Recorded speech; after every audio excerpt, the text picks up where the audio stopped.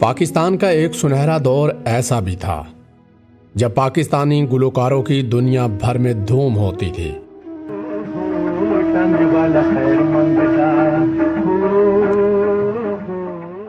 इन पाकिस्तानी गुलकारों के गाए गानों को एवरग्रीन करार दिया जाता था। माजी में तहलका मचाने वाले इन गुलकारों के गानों या गज़लों को आज भी अगर सुना जाए तो ये मुनफरद मालूम होते हैं। पाकिस्तानी तारीख में एक गाना जिसने तमाम पिछले रिकॉर्ड तोड़ दिए, टांगे वाला खैर मांगदा।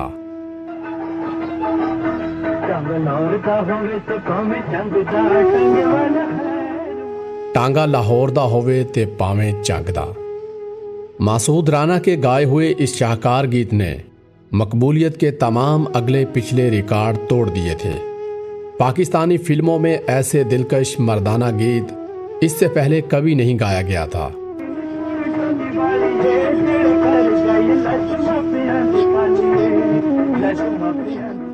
और कोई दूसरा गुलकार इस गीत को मासूद राना से बेहतर गा भी नहीं सकता।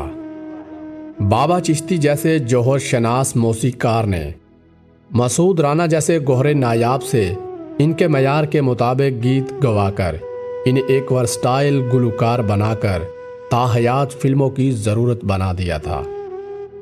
हज़ीन कादरी का लिखा हुआ ये लाजवाल गीत फिल्म की रिलीज से कबल ही इतना मकबूल हो चुका था कि जब फिल्म में लाला सदीर पर फिल्माया गया ये गीत उसके फिल्म विजन में चौथे अंतरे का इजाफा कर दिया गया था ताकि इस गीत की बेमिसल मकबूलियत को मजीद कैश करवाया जा सके। फिल्म डाची 1964 का एक और गीत मासूद राना के इस सदाबहार गीत ने फिल्म के दीगर गीतों को पस मंजर में धकेल दिया था। हालांकि सभी गीत ज़बरदस्त थे। इनमें से ख़ास तौर पर माला बेगम का टांगे ही के बारे में गाया हुआ एक बड़ा दिलकश गीत था जिसे अक्सर सुनने की ख्वाहिश पैदा होती थी। एक तो हज़ीन कादरी साहब के लिखे हुए अवामी बोल और ऊपर से माला की दिलकश गायकी और नीलू की मासूम अदाकारी क्या समा पैदा करती है। खास तौर पर इस गीत के आखिरी अंतरे में दिल मोह लेने वाले ये बोल क्या कमाल के हैं। मासूद राना का लाजवाल गीत टांगे वाला खैर मंगदा फिल्म डाची की पहचान बन गया था। इस गीत के दौरान लाला सदीर को कोचवान के रूप में जिस शान के साथ दिखाया जाता है इससे हमारी माजी की कई पुरानी यादें ताज़ा हो जाती हैं। यह फिल्म जब भी चली पसंद की गई और हमेशा टांगे वाला खैर मंगदा इसके लेबल से चलती थी। इस गीत के जिक्र के बगैर पब्लिसिटी नहीं होती थी और नाच गानों के दौरान नारेबाजी और हुल्लड़बाजी, सीटियां और दीगर शोर शराबे करना एक मामूल होता था। लेकिन जब मासूद राना का ये बेमिसल गीत टांगे वाला खैर मंगदा स्क्रीन पर आया था तो भरे हाल में सन्नाटा छा गया था और लोगों ने यह गीत इतनी महवियत से सुना था कि सांस लेने की भी आवाज़ नहीं आ रही थी। जब गीत ख़त्म हुआ तो किसी मंचले ने आवाज़ लगाई थी कि कोई हाल में है। फिल्म डाची ईद उल फितर के दिन 15 फरवरी 1964 को रिलीज़ हुई थी। उस वक्त रेडियो उन लोगों के लिए तफरीह का सबसे बड़ा जरिया होता था जो फिल्में नहीं देखते थे।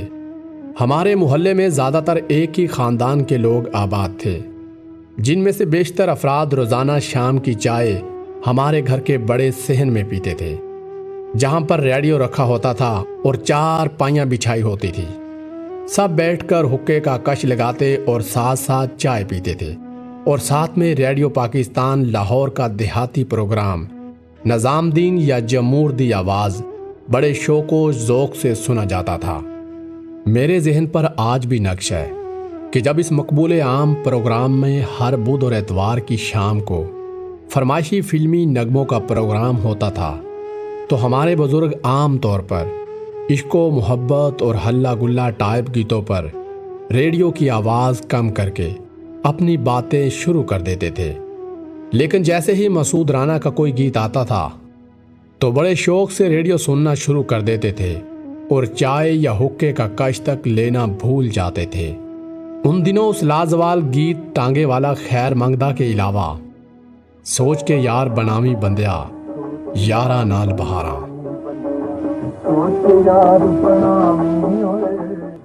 मसूद राना को कुदरत ने इंतहाई दिलकश और ख़बरदार किस्म की एक आइडियल मर्दाना आवाज़ दी थी और नाकदीन इन्हें आवाज़ का बेताज बादशाह भी कहते हैं।